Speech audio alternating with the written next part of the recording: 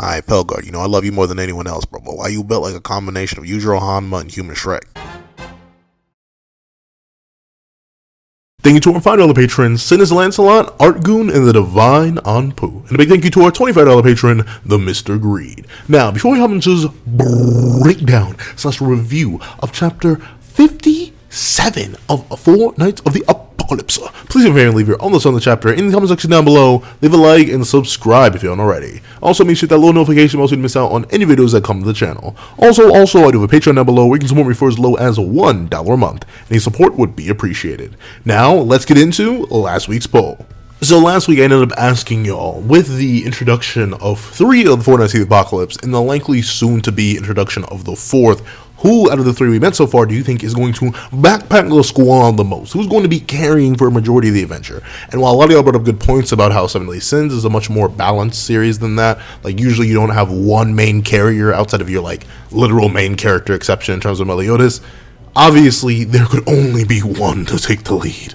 And not surprisingly, even though I have a different option just because of my biases, Tristan took it easily at 67%. There was no way that the goddess-demon hybrid, the grandson of 2 literal gods, couldn't easily top this list. The fact that Elizabeth and Meliodas don't have more kids is kind of a crime against the world itself. Like, come on now. Do you know how broken your offspring would be? No, I'm kidding. But in actuality, he got 67% of the vote, and then Lancelot came... I can't even say it was close, really. Like, 22% of the vote, he's the most responsible. And, yeah, honestly, I lean towards the fact that Lancelot would probably carry the most. He definitely seems the most serious and most efficient. Like, one of our knights lost their other knight, and it wasn't Lancelot. And Lancelot, while we do get to see some more of his playful side in this chapter, obviously, he seems to be the more responsible of the two. So I can definitely see him backpacking in terms of the leadership role. And Percival... as much as we love Percival, we all agree that, yeah, as cool as his magic is and as crazy as his magic is, obviously he can't necessarily carry too much in terms of backpacking right now. He is by far the weakest out of his 3 contemporaries that we've seen, and at this point, I would not entirely be shocked if he doesn't like grow into a proper leader anytime soon. So it makes sense that he got towards the end. However, thank you for everyone who participated in this poll. 184 votes. Make sure you drop and get a whiff of tomorrow's poll, dropping at 12 p.m. in order to get your input on the fantastic nature of this week's chapter. So, enough of that, let's hop into chapter 57. What's up, guys? I'm Weatherpuns here, and here we are to break down and review chapter 57 of Four Nights of the Apocalypse, which is known as Leonis in Panic. And this chapter was heat. And like, notably, I'm a rare, this is weird to call myself a rare breed, but like, not like in terms of dog, but like, in actuality, I feel like build-up chapters, like, they can get me hype, but they don't get me like maliciously rubbing my hands together hype, like this chapter did. Like, so many things happen in this chapter. I'm just like, ooh, this is ever spicy, eternally spicy. Ooh, it's hot, it's fresh, it's banging, if you will. But obviously, enough of just hyping the chapter up. Let's hop into the chapter itself. So we open up, and we get to see that the guards are greatly apologizing to Meliodas for the fact that they screwed up. Tristan's knight got away, and obviously, considering we were so close to getting the plot, and by so close to getting the plot, I mean we were so close to getting the 4 knights united, obviously this is a setback. However, Meliodas, being the cool cat he is, he's like, you know, he essentially embodies my phrase. He's like, it'd be like that when it'd be like that sometimes, especially when it'd be like that. Actually, that's not my phrase. That's a phrase I stole from Lotus Sakura. Go check him out. He's a great Dragon Ball FighterZ YouTuber. For any of my guys who are interested in that, bada bing, bada boom, go check him out. However, though, I always like this is the thing whenever I reference people bigger than me, I'm like, if you somehow found me, but you don't know who that is, that's impressive. But check out Lotus Sakura. He's the one who I got that phrase from. However, Meliodas, despite being really, really passive, the Knights feel like they have to explain themselves. They're like, hey, not gonna lie, we kind of just like looked away for half a second and the dude's gone. You want us to get like people to help look for him? And notably, I'm not sure if this is Meliodas. I think he has faith in his people, right? Like, he's not just saying that, oh, don't do it, you're incompetent. I hope this is just like, oh no, Lancelot, he's literally a deity, so don't worry. Like he's the prince of Benwick, who also has chaos powers. He would do a much better job finding him than the palace guards could. And I don't know, I just find that hilarious. But notably, Meliodas is more concerned about Bartra. And this is good, right? Because notably, we knew he should be alive, but based on his sort of stature and end state, by the time we saw him in the final chapter of Seven Deadly Sins, he was already hobbling around with a cane. He was very old. He literally shrunk a lot. Like, he was down to half his size. And to be fair, he was already well into his old. I think he was. Hold on, let me check. Yeah, Bartra was already 60 by the time of Seven Deadly Sins, so obviously 16 years passing is going to do a number to his body. However, I mean, I don't know. I mean, it does feel kind of. Once again, he was a warrior in the past, so it's likely that all the battles are catching up to him. Like, look at someone like Dreyfus. Dreyfus, despite how physically in shape he still currently is, and despite how strong he reasonably should be, and how superior he should be to a regular human, unlike a regular human who may have like lived an average life, Bartra, he's been through a lot. So it's not surprising that someone with his amount of age and all the pressure he's put on his body, all that strain is finally catching up to him at a relatively early age, especially in a verse like Seven Deadly Sins, where humans are known to still live around to 100. And unfortunately, it seems like as soon as we're getting introduced to Bartra, he's feeling terribly weak, so this may be one of the last times we get to see him. And notably, Bartra wasn't a character that I was like overly, heavily, crazily invested in, but at the same time, he was a cool cat, bro. Like, obviously, I'm gonna be sad to see him go, though he won't invoke too many crazy tears out of me. And I love how Meliodas. It's very strange, right? But I guess it's only strange because these two never had a relationship like this before. But like the look of concern on Meliodas' face as he slams the door open, like, and notably, Meliodas isn't casual at all. Like, usually he has his hands in his pockets, hands behind his head, but no, he has a serious flat look on his face. Hands are out of his pockets, and he's approaching Bartra like, yo. Well, he doesn't approach Bartra like yo, but he's like, Bartra, you doing all right? And it's cool to see Slater again. It is. He hasn't changed much, obviously, but it's great to see that he's still by the king's side. It looks like he's even grown out his beard a bit. And we see that Bartra is... He's in bed. He's bedridden, and I don't think he can move much from there. That's why Slater's at his side and likely feeding him and doing all the stuff like that. However, Bartra's magic is still alive and well, and apparently this recent dream he had as he goes on to state is that now this is very interesting, right? This is the first prophecy since the one that described the 4 Knights of the Apocalypse. So this one's interesting, right? Because we know that the Arthurian Knights have their own prophecy or their own information.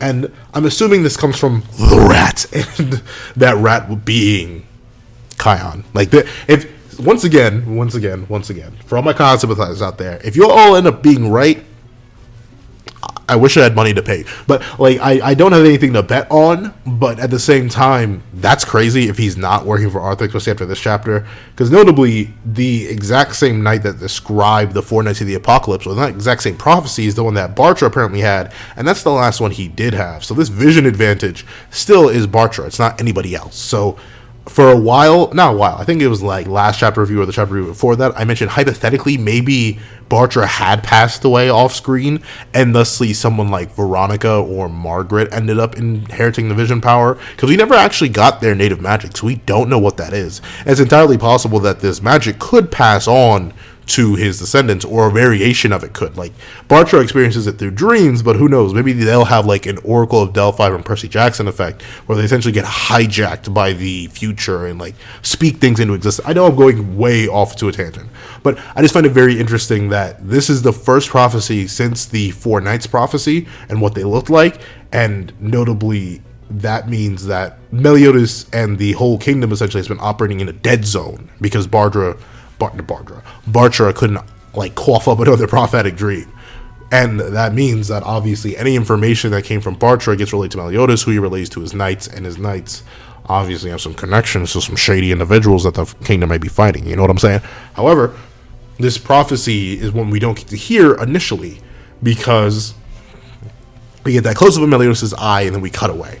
And we cut back to the entire end of last chapter, where Lancelot pulled up and was like, Hey, yo, Tristan, you suck, bro. Your whole night ran away. Couldn't be me. Could never be me. Of course, absolutely could never in any way, shape, or form could be me. No wonder you're fodder. No wonder you're trash. No wonder you're nothing but smoking that gas. Like, so clown. Well, it wasn't. He doesn't clown on him here, but I love how Tristan's like so shocked. Like, the fourth knight ran away.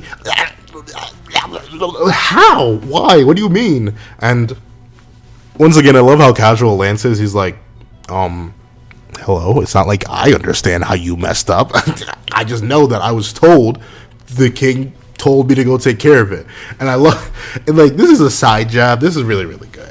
I love once again, I said it before and I'll say it again. The brothers from different mothers dynamic that these two obviously have, especially, and like notably, I was a little bit sad that we didn't get like a Meliodas Bond reunion between these two, but that's obviously not the way these two interact. This definitely seems like the responsible brother and the irresponsible brother. You can tell that by their very natures, and while they may have like a little bit of the other in them, it's very much that dynamic, like an older brother, younger brother dynamic, or like a twins dynamic, really. And I think that's just as cool to see. And obviously, as much as I would like these two to like start flying around, high-fiving, throwing each other through buildings, this isn't the time for that. They have more important things to take care of. So it's really, really cool to see regardless. And I love how Lance just jabs him here. He quotes Meliodas, "All of you, clean up the prince's mess for me," he said. And Tristan, and like, this implies that Tristan messes up a lot, and I'm not exactly surprised. Like, his mother was very accident prone, so it makes sense that in some way, shape, or form, Tristan picked that up too. And we see that Kion attempts to defend his homeboy and is like, I mean, if we're being real, if we're being honest, it's not your fault, Lord Tristan, Father Tristan. It's in fact the knight's fault, right? Because he dipped, he went, gone.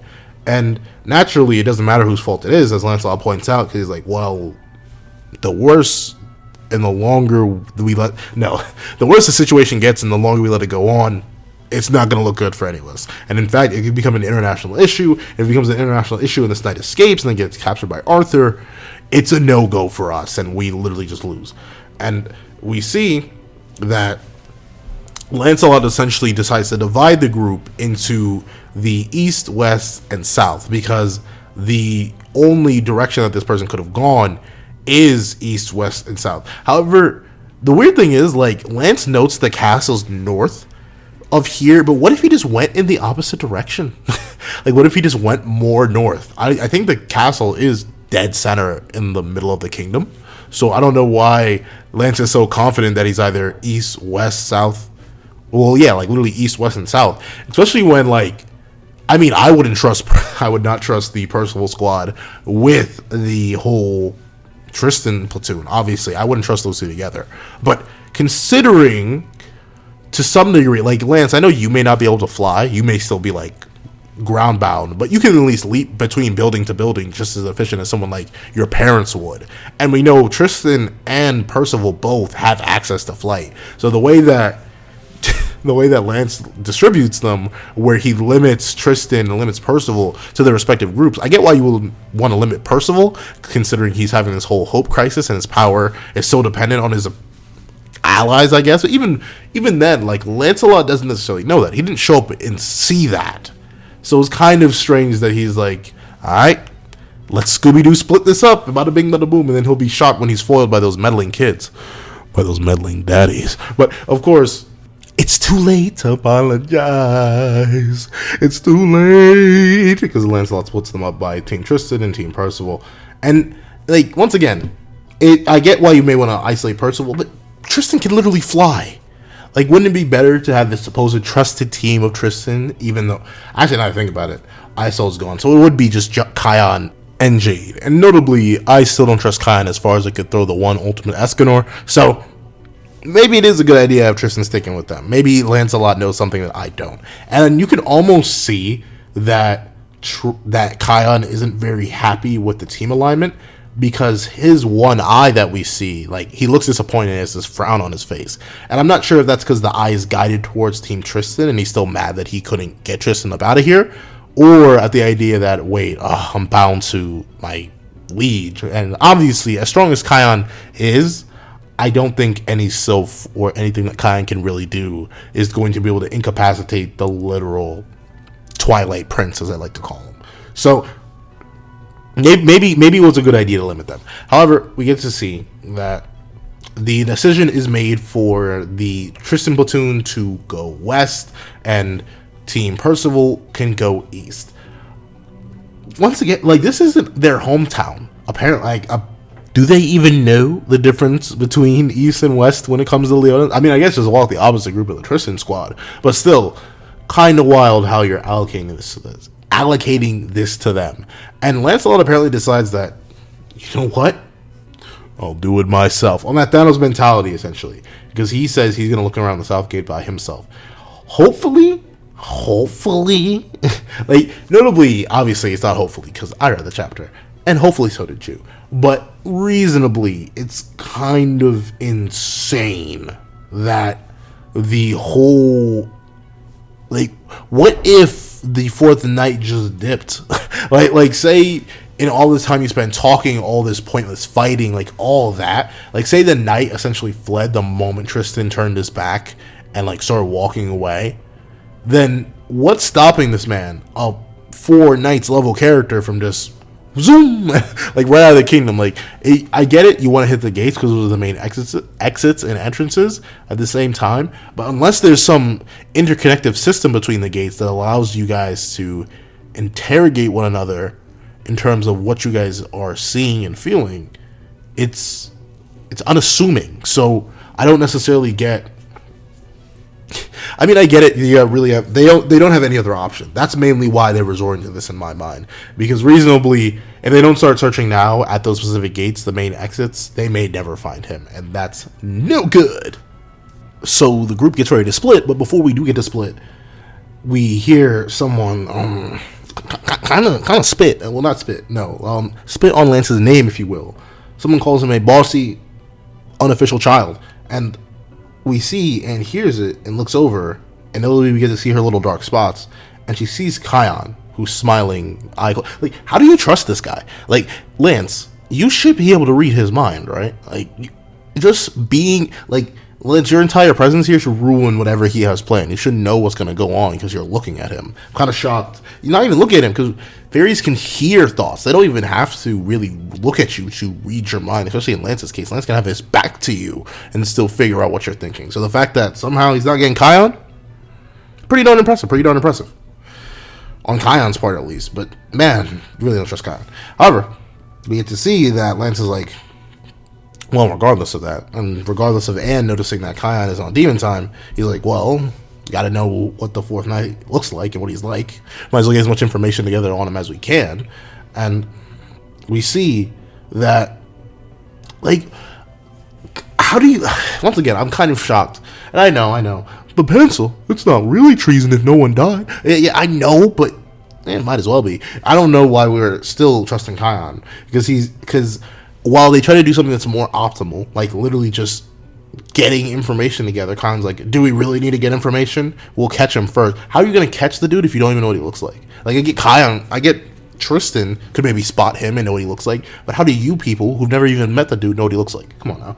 However, we do get finally revealed and finally confirmed, at least for now, that the Force Knight name is Gawain, a tall figure wearing a suit of pure white armor with gold trim.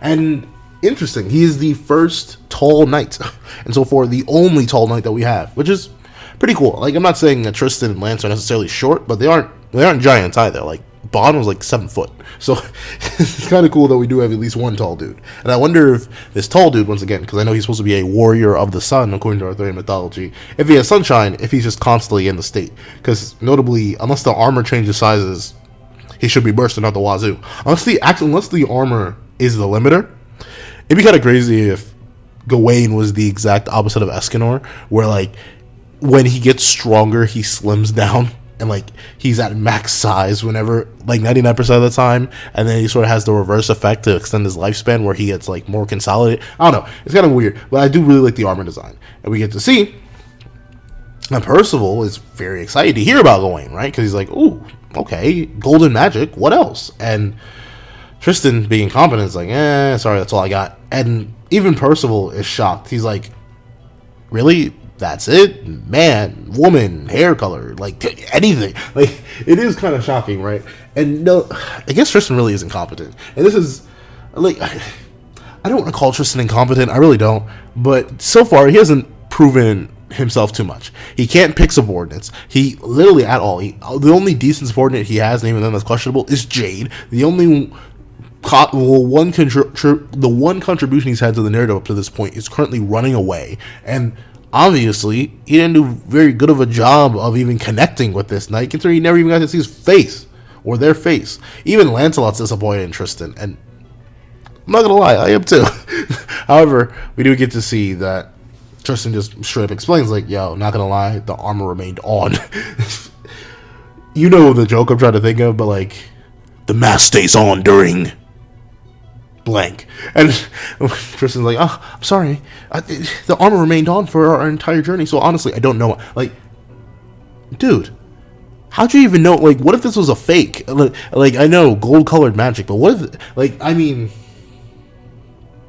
I don't know. That was kind of, I wouldn't even be shocked if this Gawain was a fake. But at the same time, it's kind of wild that you don't even know, like, I guess it's 2022, or whatever year it is in terms of Seven Deadly Sins world. So maybe you don't judge people, but like, you couldn't even tell by their voice what they were, because obviously this person spoke to you based on what you are revealed to know.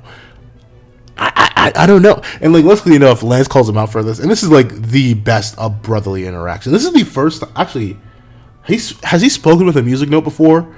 If he has, I kind of forget. At least in human form. I'm pretty sure he spoke with a music note while in sin form. But I think this is the first time we've ever seen Lance himself actually have the music note like his father does. And I think that's really, really cool. Like, he literally, he gets all up in Tristan's face and is like, dunce. And to be fair, Tristan definitely deserves it. That was very not smart.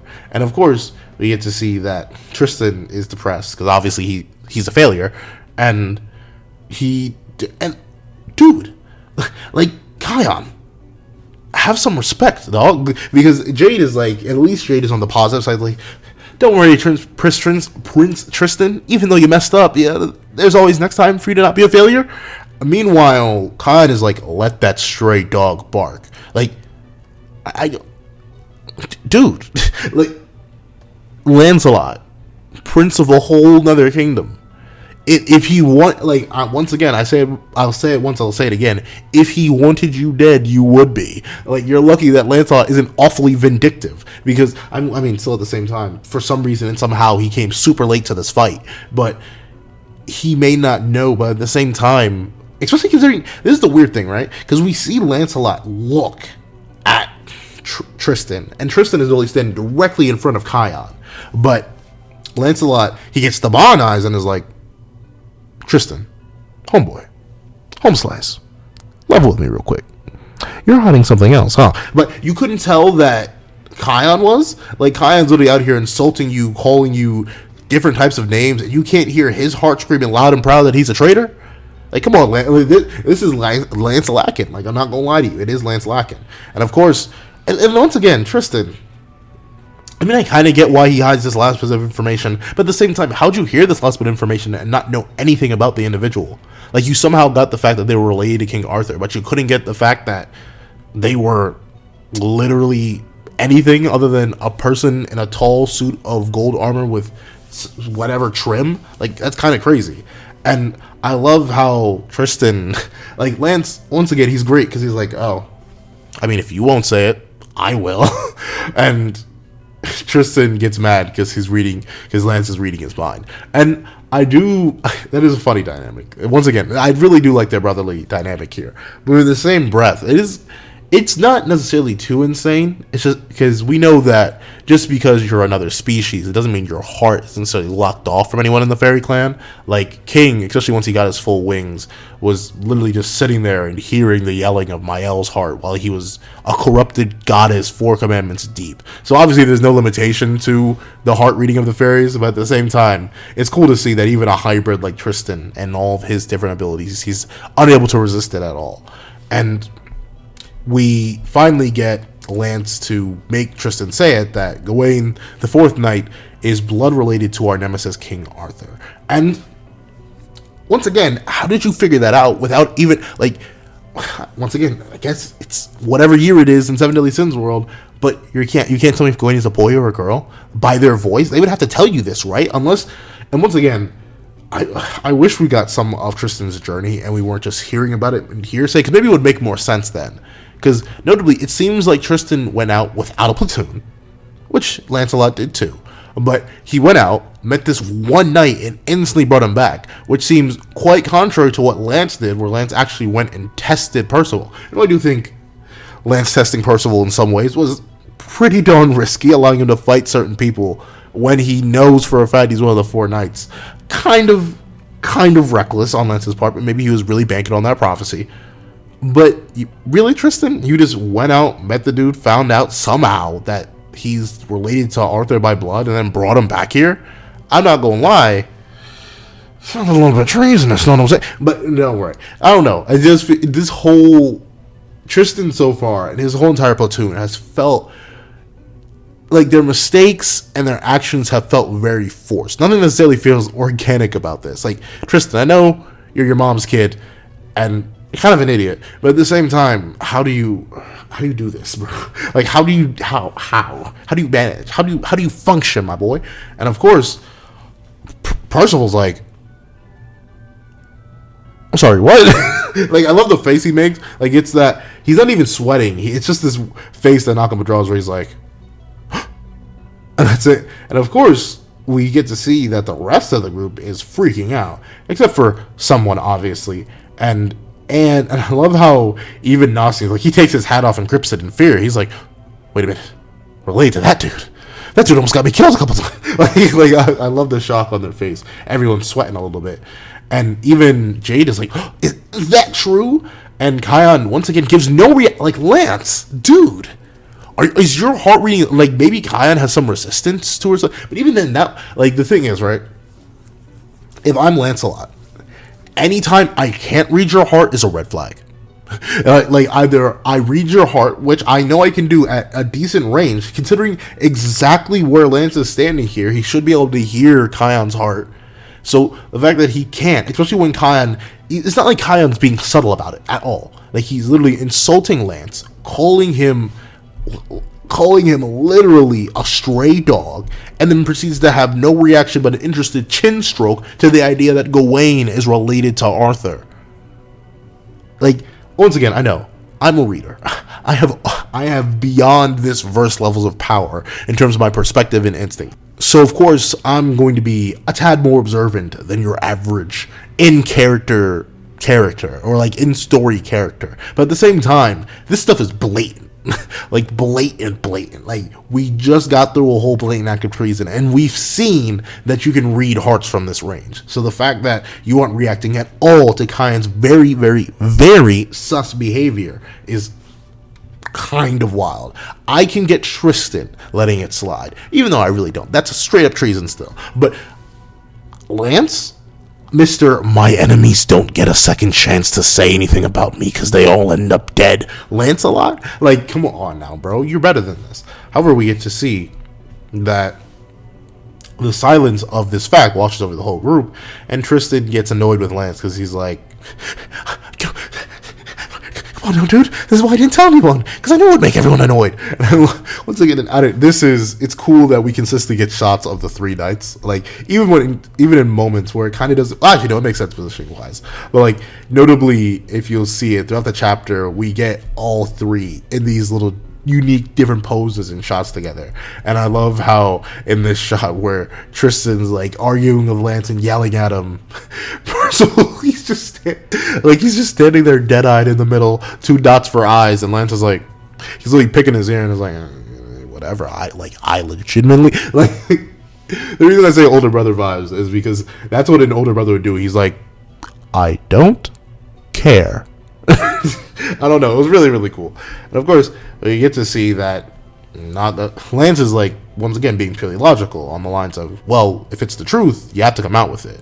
It'd be worse if we learned that from him, and we found out you knew the entire time. Just like it should be worse that Kion knew the entire time and still tried to kill Percival. I'm sorry, I'm not. I will let that go when Kion's dead. That sounds bad. I will let that go when Kion is out of the narrative, physically, spiritually, whatever. But we get to see that Lance is like, hey, even if he's one of Arthur's blood relatives, as long as this is the real knight, he's one of the four anyway. We wouldn't be able to avoid working with him, even if we wanted to. So the more we know about him, the better. We might as well just move out to catch the guy right now. And then we split up. However, the bustling nature of Leonis comes to its detriment right here, right now. Because since there are so many people, so many different species of different sizes and shapes and everything, even a dude in gigantic gold armor, it's pretty hard to miss. And heck, if Gawain wasn't so obvious, which is revealed to be at the end of this chapter, then he literally could have just taken he or she, who knows. I believe I think Gawain's a dude, right? I know in our traditional Arthurian mythology, but also in traditional Arthurian mythology, Merlin's a dude. So who knows? And remember, Elizabeth was introduced with big hulking armor in the initial one-shot for Seven Deadly Sins and the end product. So it's entirely possible that Gawain could be a girl or even non-binary. Either one works. But the thing is, if they just took the armor off, like, how would they even be able to be found? Like, at least the gold armor is like big, obvious, flashing lights. Oh, I'm an important knight. But now that they're alone, they could just blah blah blah. Unless they have nothing on under the armor. That's the only reason they didn't change, because they didn't pack a spare thing of clothes, and that's the reason they kept the armor on the entire time. They easily could have just boom boom boom and left, and there'd be no way to get it. But oh wait, pure white armor with gold trim, very interesting. And we see that the group, Percy's gang, is like, well, it's kind of interesting that we can't find this dude pretty easily, because it's a pretty prominent site. Like, he's not hard to spot. And I like, once again, that are more skeptics, even though Donnie is like 50% skeptics, 50% idiot, and more so leaning towards the idiot side. It's much more a 60-40 split, but he's the one to bring up, like, yo, so this knight's really related to our enemies? Like, I mean, I get it, he's one of the four knights and all, and technically so is Percival, but I don't know, like, essentially Percival has sort of proven himself to be independent of Camelot's forces, despite Ironside, a trusted knight of Arthur's, being obviously one of their enemies, because Percival never even grew up around his father, has no connection to there, and is obviously been on and nearly killed by his father, if not outright killed by Papa, on multiple occasions. So however, of course, this situation with Gawain is a bit more concerning, if you will, just because he's directly related to Arthur, and he's not a subordinate of Arthur. He's not related to a subordinate of Arthur like Percival is. He's just Arthur's blood. And notably, who was alive? Like this is a big thing I'm having in some of these things where it's just like, or no, in Fortnite the Apocalypse, where characters are revealed to have long lost siblings that I'm not sure like, didn't Arthur's only brother, hold on one second. Once again, on a quick glance through the wiki and the backstory of Arthur, he was adopted. So does he even, like, do we know Arthur's actual bloodline? Because he was adopted by a holy knight, and I don't think his brother Kay ever died, but he's not actually blood related then. My Calamity, he's actually just if Gawain was the son of Kay, then that would mean that he's just a nephew and law. Like, I'm so sorry about that. But the thing is, maybe Gawain, but once again, Hauser suddenly had a sister that died off screen. Like, Nakaba is far from afraid to introduce characters in one instant and then have them be dead in the next. So if Arthur had a long lost sibling or something like that and they just ended up dead, wouldn't be too shocked by that, not gonna lie. They produced Gawain and perished, as all great plot devices do. However, of course, the suspicion on Gawain isn't going to stop there, because even Anne is like, I'm not exactly sure we can trust this person, but I'm not really sure you can even trust Kion, the threat, The trees in the story. I'm sorry. I need to get over. I know. And I mean, luckily enough, y'all don't get too mad at me for it. But I know in a couple of my review series, I definitely tend to harp on points that I really don't like when I feel like they don't make a lot of sense. And thank y'all for being kind to me. But of course, we get to see that Anne even questions Percival, like, yo, so you think we can really trust this guy? And it seems, oh no, Anne specifically asks, she states, I'm honestly not sure we can trust this person, and then asks, don't you think so, Percival? And he does the comparison I did, right? He's like, well, not necessarily, considering my dad works for King Arthur too, but I still want to whip that king's butt. However, obviously the difference is Ironside works for Arthur. He's not like Arthur's long-lost brother or uncle or son, weirdly, or anything like that. So it would definitely make sense that you would be a little more skeptic of someone related by blood, because blood ties, as cool as like the tie between a boss and, well, not necessarily cool, but as important as tie between a superior and an inferior is, obviously blood is thicker than water, if you know what I'm saying.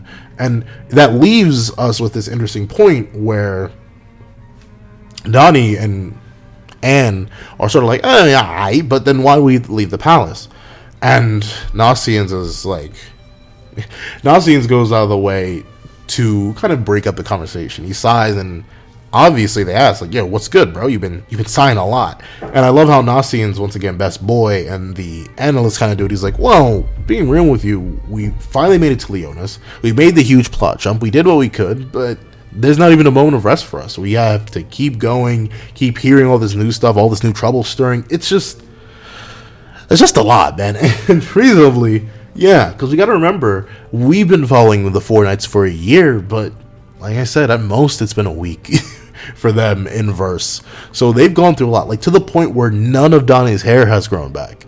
And that was shot off on the first day he met Percival. And that just goes to show you how, like, lightning quick all these events are happening. They went from transformed adoptive fathers, actual murderous fathers, fake. There are a lot of father stuff.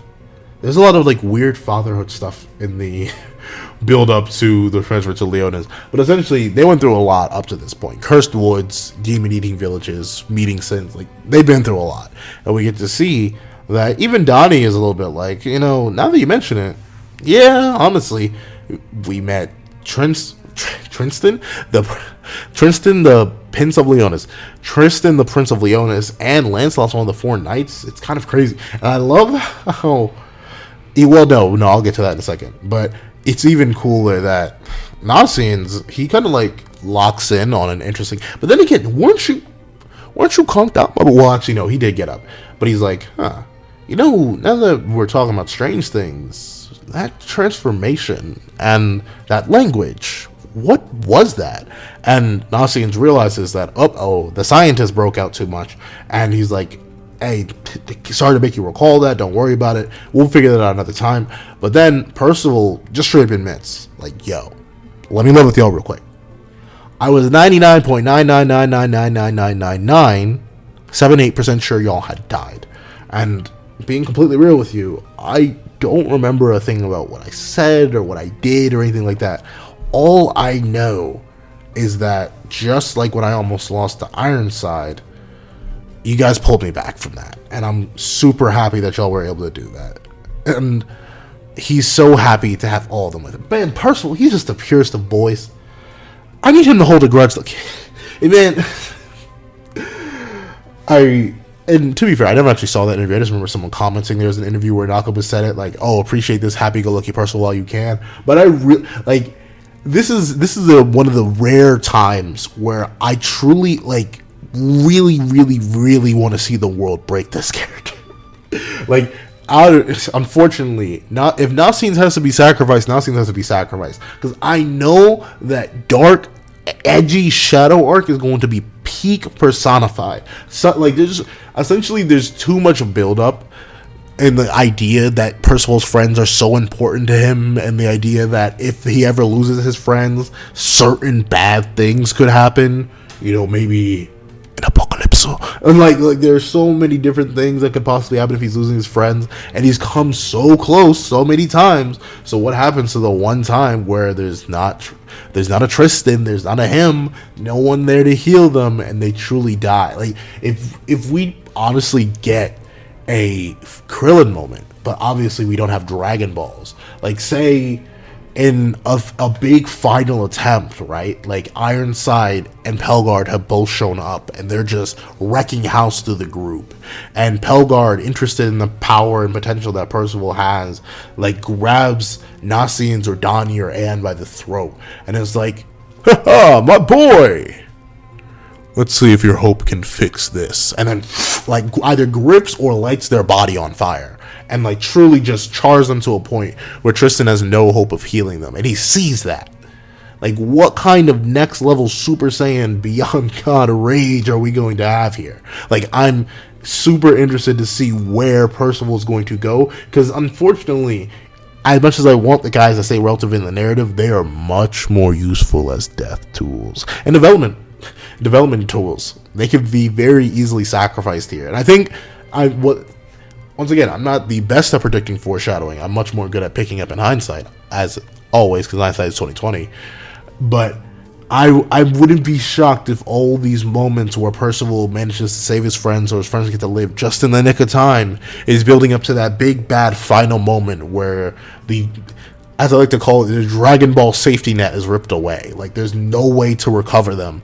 Bada bing, bada boom, they're just dead. We're definitely building up to that, at least in my mind.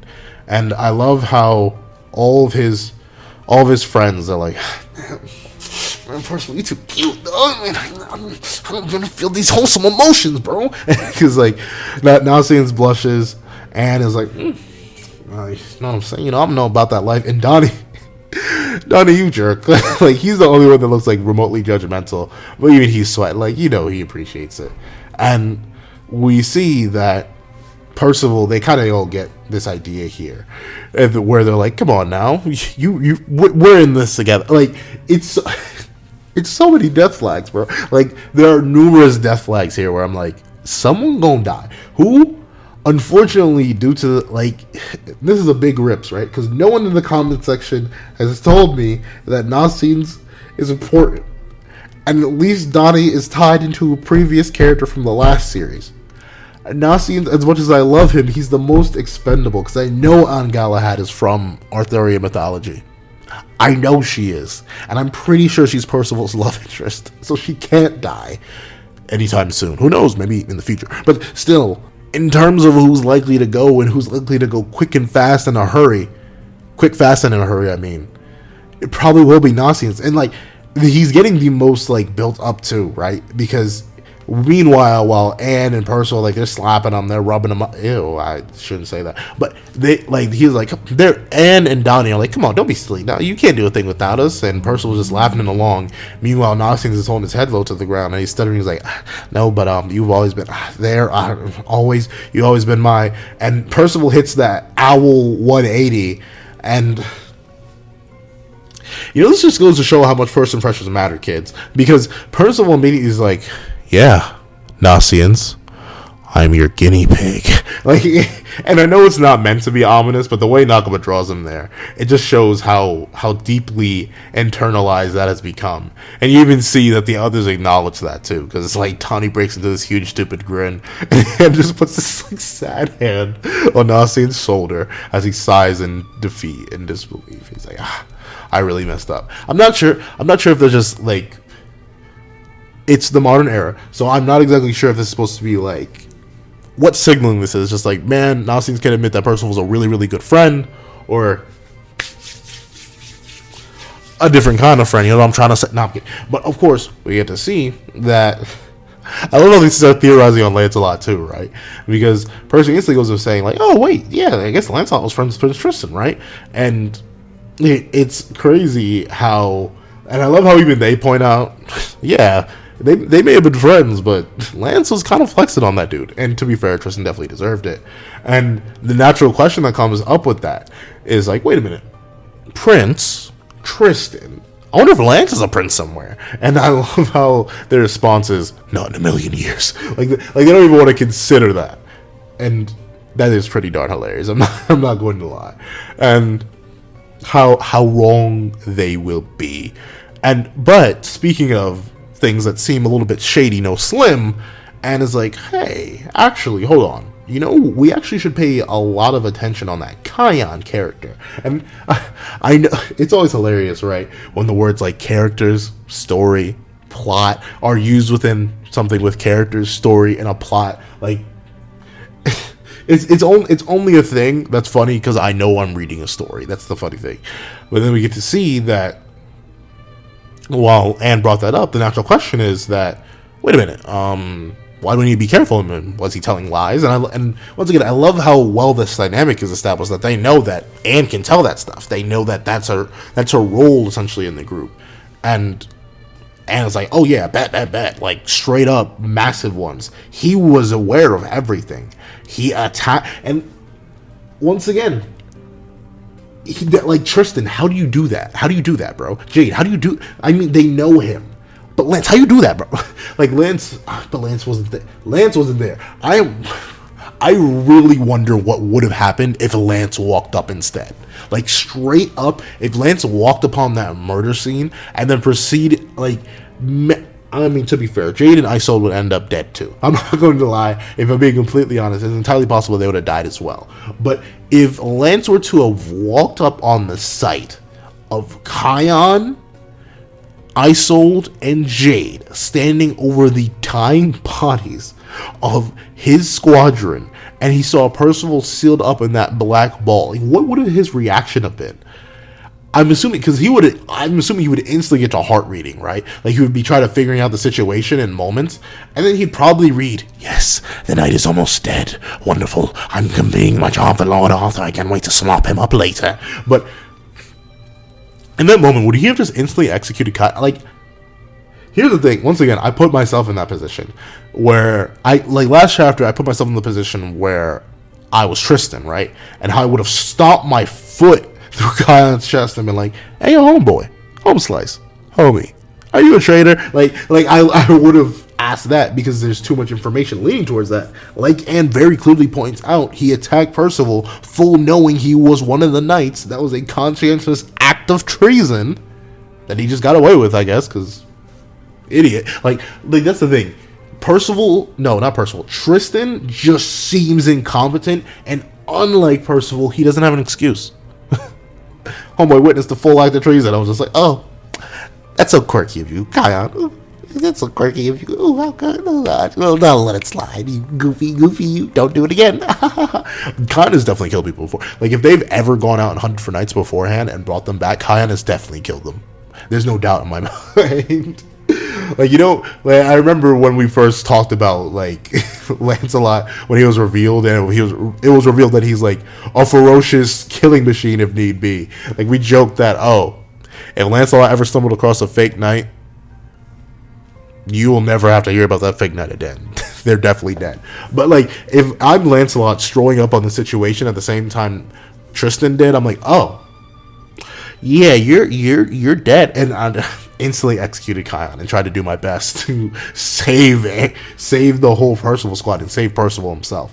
But of course, we get to see that before they can really get on Kion's case anymore, it's starting to rain, and it's so bad that I think Donnie even sneezes, and we get to the point where they can't really discuss it, right? Like, they're like, oh, forget it. We'll figure out that whole traitor situation later. Let's go find Gawain first.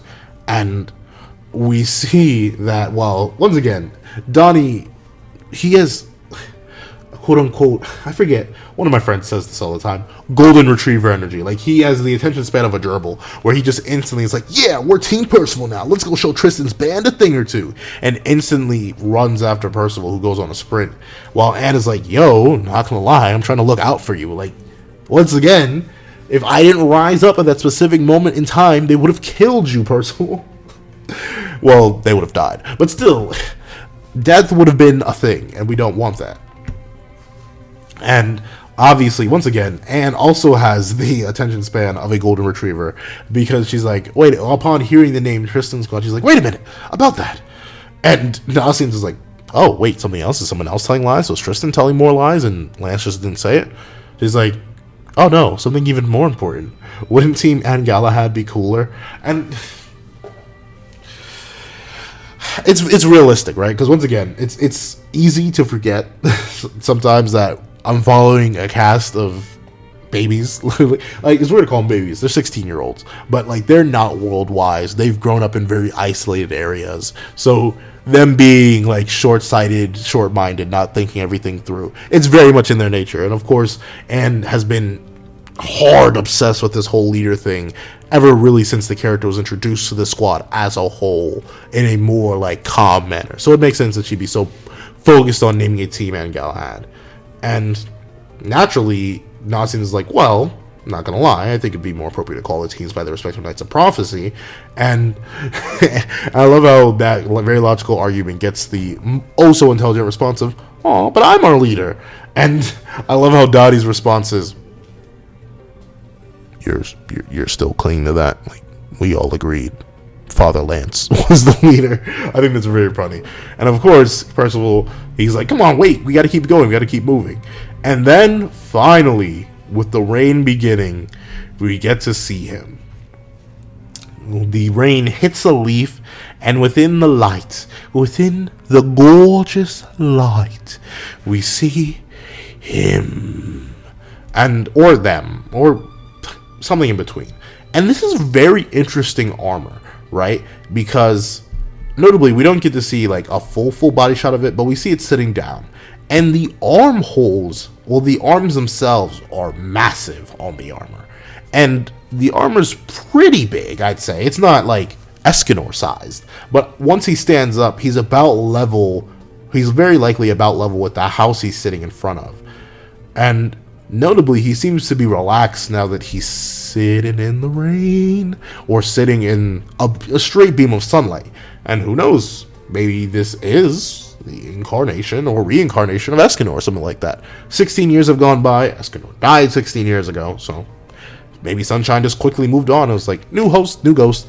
And the only word we get from this night is, "Whew," and then we cut away immediately. What do I feel about the design? The design's really, really cool. I love the star blazing. And once again, Nakaba, he's just really good with designing armor. It's just something he can do. Armor and monsters are two things that you rarely get to, not rarely, you get to see it pretty often. But armor and monsters are two things from Nakaba that, like, no matter what, they're always pretty much top tier in terms of, like, just sheer artistic design. And this is no exception. It looks great. But then we cut away and we get to see that some of the people of Leonis are commenting on these beings in hoods and noting how creepy it is. And notably, I love how it's a callback to the hoods that, or at least the hood that Merlin wore all the way back in season 1 when she first reinvaded Leonis with Arthur, which is that's some nice paralleling right there, right? The same cloaks that invaded Leonis before now invading Leonis again. And it's also cool to see that these cloaks are grabbing attention. But then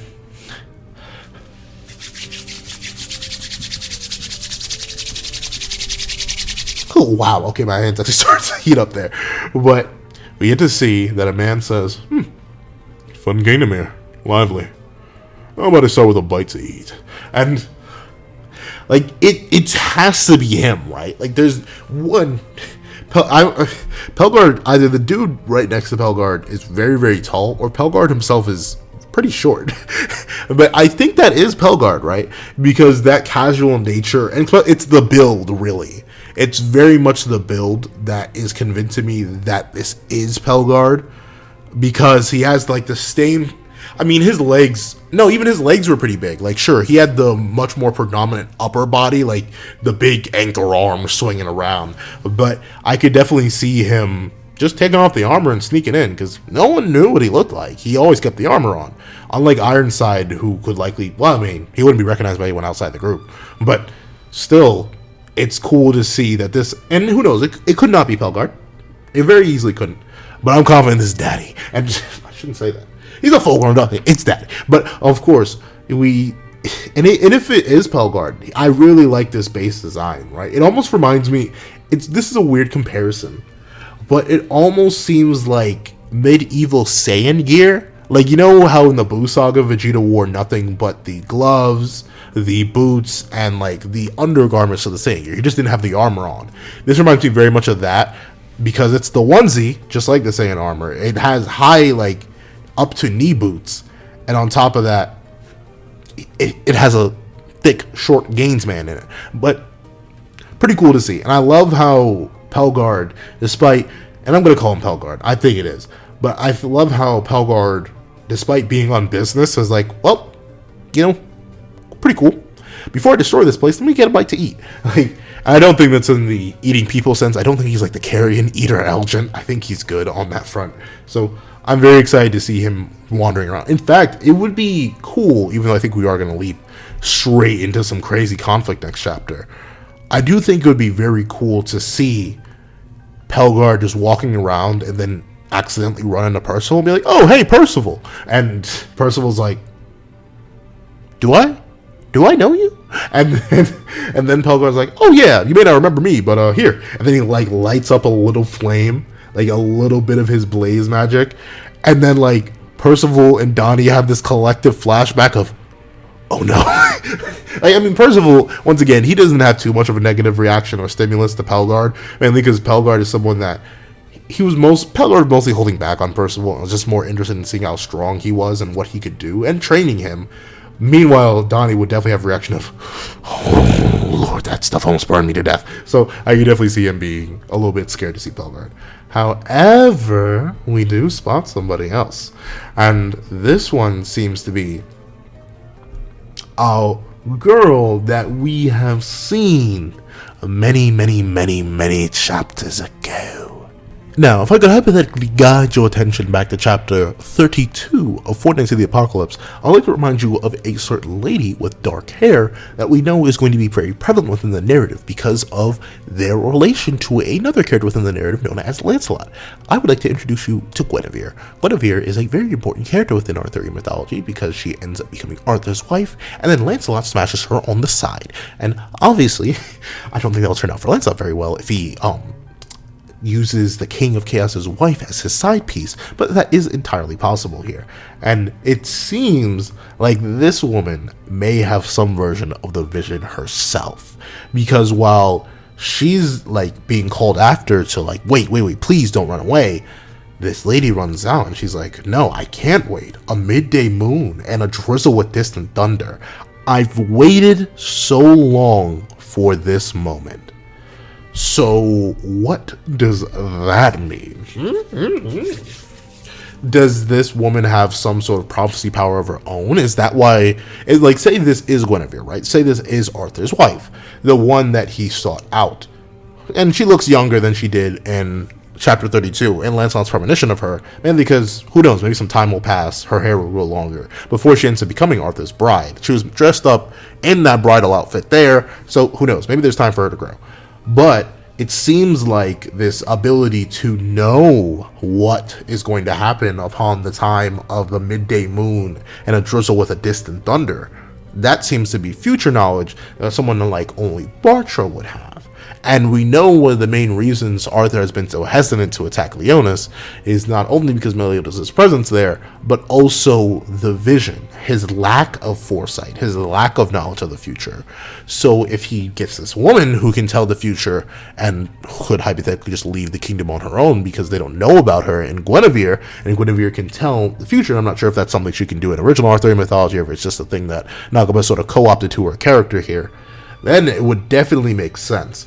And notably, her dress, like the stars on it, kind of, I want to say chaos related stuff, but who knows, that may just be me misremembering. But of course we do not see this lady's face. She just has waited for this day for so long. So I'm assuming something crazy is going to pop off. And we get to see, once we cut back to Bartra, cut back to the beginning of the chapter, we see that Meliodas requests that Bartra tell him this new prophecy. And Bartra, hold on, let me get out the deep, wise old voice. When the moon and distant thunder bless the kingdom, the 4 knights of prophecy will assemble. Ah, so they'll finally come together. But through the work of an assassin of chaos and the blade of a traitor, hope will be snatched away once more. And the chapter ends.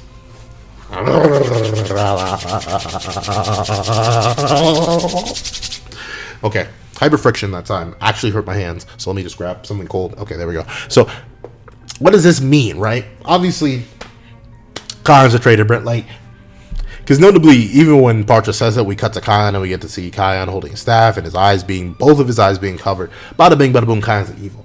Oh no! What a shocking revelation! I could have never predicted that. Wow. However, I wonder if the Assassin of Chaos line and the Blade of a Traitor line are tied to the same individual. Because I could easily see Khan's staff. I think even the bottom of it. Yeah, so Khan literally could just be the Assassin of Chaos. And he easily has a blade at the end of his own weapon. So it's entirely possible that he could just and stab somebody. However, notably the person that he's with shouldn't die to a stab. Like, Tristan, once again, being the son of the next Demon King and the grandson of the previous Demon King, should have 7 hearts. So unless Khan is somehow strong enough to stab Tristan in all 7 of those bad boys, he's not dying. Lancelot is going at it alone right now. And while he doesn't have any regenerative powers due to his dad giving up his immortality, the likelihood of him dying to anyone's stab or from any one random Assassin of Chaos isn't likely to the point. And notably, the last line is what grabs my attention the most. Hope will be snatched away once more. My thing is, right, I don't think anyone's going to die. I don't think anyone's going to die here. And I know that's a weird thing to say, especially with the whole idea of an Assassin of Chaos and the Blade of a Traitor and Hope being snatched away. Like, it implies death. But we gotta remember, in Fortitude to the Apocalypse, Hope is actually Percival. Or at least that's what his magic for now has been called and deemed by him and his friend. It's Hope magic. And there are 2 ways this Hope will be snatched away once more. And one of them does involve death, unfortunately. Tristan's squad and platoon could just end up dead, and Hope would be snatched away, as in Tristan gives back into that despair state and starts wiping out the entire kingdom, forcing Gawain, Lance, and Tristan to be like, whoa, whoa, whoa, whoa, whoa, whoa, whoa there, buckaroo. Did you know that... How was that forward commercial go? But essentially, they could very easily have to fight Tristan once again because his hope is snatched away because his friends are killed for real this time. However, Kyan's nowhere near their vicinity. I don't think Kyan's going to be able to kill whoever's with him, though I do see him attacking and failing. And reasonably, considering I'm once again assuming that this handsome, sideburn, wusky-haired fella is Pelgard himself, we know one of his main goals is to snatch Percival up and train him, not kill him. So it is entirely possible, it is a whole possibility that Hope being snatched away in this case is just the kidnapping of Percival, and then we're sort of in a reverse situation where we were before, where, actually, I mean, Percival wouldn't be alone because he'd be with Pelgard, but in terms of gathering the knights in one spot, now the knights must converge to save one of their own from Pelgard. And here's the thing, right? I'm not sure how Guinevere factors into this. I'm still going to assume that girl we see is Guinevere. I'm not sure if she's going to go with and help the group with her own prophecy ability, her own ability to know the future. Like, she's been waiting for all this moment so she can finally meet up with the other knights. Or if nothing's going to happen with her right now. And I really, really wonder... I need to make that video with express care now. But there's this idea that I've had sitting in my head ever since we got back to Leonis, right? And it was the assumption that the moment all 4 knights are within one area, right? Like, hypothetically, say all the knights meet up in the Boar Hat. Lance, Tristan, Percy, and Gawain. Now that we know it's Gawain. All of them meet up in the Boar Hat. And then say Melius is about to explain the plot to them. I have been lurking under this assumption that Arthur would just appear right then and there. Like, he would show up and then start his attack.